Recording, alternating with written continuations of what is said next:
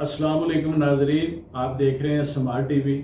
आज हम कलाम बाहू की 26वीं किस्त पेश कर रहे हैं। सुल्तान बाहू रहमतुल्लाह अलैह फरमाते हैं, बन चलाया तरफ ज़मीन दे, अर्शों फरश टकाया हो, घर थी मिलया देस निकाला, लिखिया झोली पाया हो, रहनी दुनिया ना कर जेड़ा, अगे दिल घबराया हो, असां परदेसी वतन दुराडा, बाहू अलम सवाया हो। माशाल्लाह, बहुत ही बुलंद पाया कलाम है। मज़ीद डिस्कस करने से पहले हमारे चैनल को सब्सक्राइब करें और बेल आइकॉन के निशान पे क्लिक करें। अगर आपको हमारी ये कोशिश पसंद आई है तो अपने कीमती कमेंट से हमारी हौसला अफजाई कीजिए। हज़रत सुल्तान बाहू रहमतुल्लाह अलैह फरमाते हैं, बन चलाया तरफ ज़मीन दे, अर्शों फर्श टकाया हो। आप फरमाते हैं कि हमें बांध कर ज़मीन की तरफ फेंक दिया गया है, अर्श से उठाकर हमें फर्श पे भेज दिया गया है।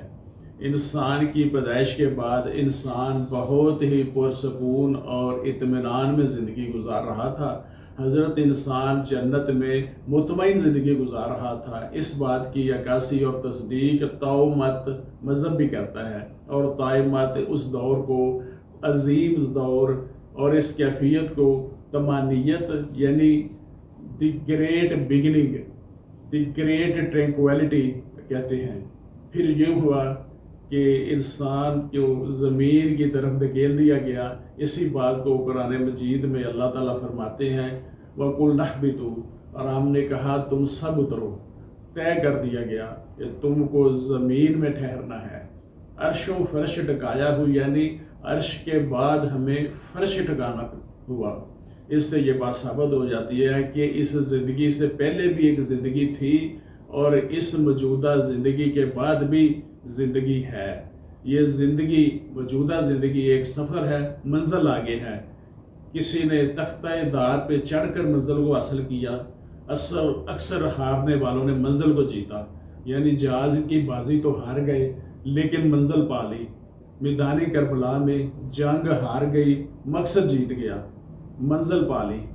दूसरी लाइन में हज़रत सुल्तान बाहू रहमतुल्लाह अलैह फरमाते हैं, घर थी मिलया देस निकाला, लिखिया झोली पाया हूँ। आप फरमा रहे हैं कि ये इंसान के मुकद्दर में था कि इसे जन्नत से ज़मीन पर भेज लिया गया, अपने असली घर से देश निकाला दिया, यानी निकाल दिया गया। हमारे असली घर वही है। हमें जुस्तजू रखनी है और कोशिश करनी है कि हमने अपने असली घर में जाना है।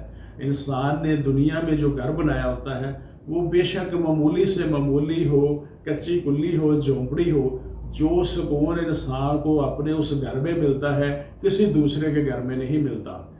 लिहाजा इस असली घर की राहत और सुकून की कैफियत को पाना ही हमारा मकसूद है। हमें तकदीर ने वहाँ से निकाला है। ये इंसान की तकदीर थी कि इसे जन्नत से, असली घर से निकलना था। तकदीर के आगे तदबीर नहीं चलती। पीर वारिस शाह ने तकदीर की क्या खूब अक्कासी की है। गया भज तकदीर दे नाल ठूठा, कीमत लै जा साथों मट दिए, तकदीर अल्लादी नूं कौन मोड़े, तकदीर पहाड़ नूं पट दिए, आदम हवा नूं कढ बहिश्त विचों, तकदीर ज़मीन ते सट दिए, मूसा लंघिया पार फिरौन उत्ते, तकदीर दरिया उलट दिए, यूसुफ जय हसीन शहजादियां नूं, तकदीर खुवे विच सट दिए, दित्ती ज़हर हसन थी तकदीर ने, सीस शाह हुसैन दा कट दिए, वारस नबी दा दंद शहीद होया, तकदीर न किसे तो हट दिए। तीसरी लाइन में आप फरमाते हैं, रहनी दुनिया ना कर जेड़ा, अगे दिल घबराया हो। जो अपने असली घर को याद करता है, उसके हसूल के लिए जद्दोजहद करता है, दुनिया उसे अपनी तरफ राग़िब करती है। जबकि मर्द हक अपने असली वतन को पाने के लिए बेताबी से उस तरफ राग़िब रहता है। दुनियादारी के झमेले इसे परेशान करते हैं। वो पुकार उठता है, रहनी दुनिया ना कर जेड़ा, साडा अगे दिल घबराया हो। नबी पाक सल्लल्लाहु अलैहि वसल्लम ने फरमाया कि ये दुनिया مومن کے لیے مسافر خانہ ہے، جس میں اسے مسافر کی طرح کچھ دیر رکنا اور سستانا پڑ گیا ہے، اور پردیسی اور مسافر کی نظر اپنی اصلی منزل پہ ہوتی ہے۔ وہ راہ کی کسی چیز سے دل نہیں لگاتا، کیونکہ اس کے پاس نہ تو وقت ہوتا ہے، نہ ہی اسے منزل سے زیادہ کسی اور چیز سے رغبت ہوتی ہے۔ اس سے اپنا وطن دور دکھائی دیتا ہے تو اس کا غم بڑھ جاتا ہے۔ یہ دنیا اسٹیشن کے ویٹنگ روم کی مانند ہے۔ ریل گاڑی آنے والی ہے، ہمیں اس میں سوار ہونا ہے، مگر ہم ویٹنگ روم کی زینت اور زبائش میں دل لگائے بیٹھے ہیں۔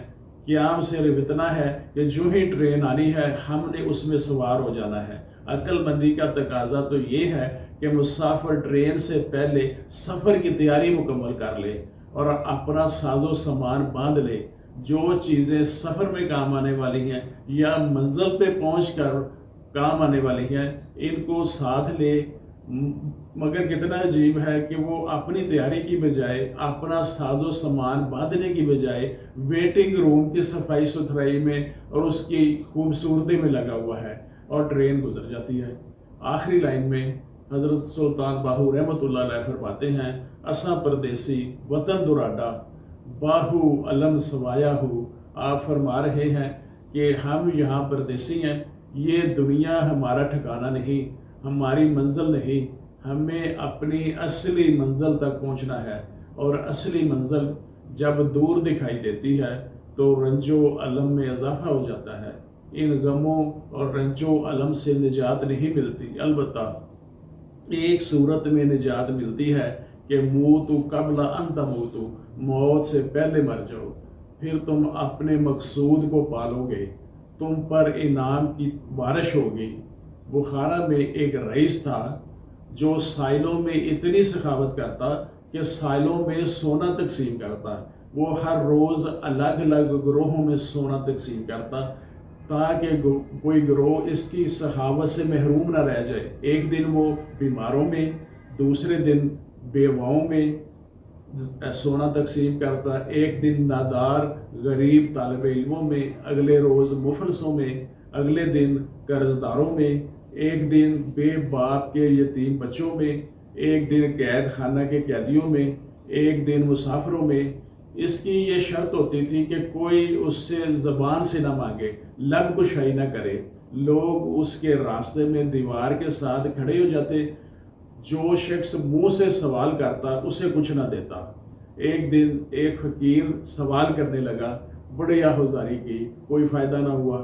اگلے دن وہ اپنوں پاؤں پہ چیتھڑے لپیٹ کر مریضوں کے صف میں کھڑا ہو گیا۔ رئیس نے دیکھا اور پہچان لیا اور کچھ نہ دیا۔ ایک دن اس نے منہ چھپا لیا اور ایسے کھڑا ہوا کہ جیسے اندھا ہے، اندھوں کے درمیان کھڑا ہو گیا۔ اس رئیس نے پھر پہچان لیا اور پھر کچھ نہ دیا۔ ایک دن اس نے عورتوں کی طرح چادر اوڑھ لی اور بیوہ عورتوں کے درمیان منہ چھپا کر بیٹھ گیا اور سر کو جھکا لیا، ہاتھ بھی چھپا لیا۔ رئیس نے پھر بھی پہچان لیا اور کچھ نہ دیا۔ وہ صبح ایک کفن کے بیکاری کے پاس گیا کہ مجھے ایک نمدے میں لپیٹ کر راستے میں رکھ دے، ہو سکتا ہے کہ رئیس مجھے مردہ خیال کر کے کفن کے لیے کچھ سونا پھینک دے، وہ جو کچھ دے گا اس میں سے آدھا میں تجھے دے دوں گا۔ اس فقیر نے ایسا ہی کیا۔ رئیس گزرا، اس نے اس کے اوپر سونا پھینک دیا۔ اس نے خود ہی جلدی سے کفن سے ہاتھ باہر نکالا تاکہ وہ کفن والا بیکاری سونا نہ لے جائے۔ ہاتھ کے بعد اس نے سر بھی نیچے سے نکالا۔ رئیس سے کہا، دیکھو میں نے کیسے تم سے سونا وصول کیا۔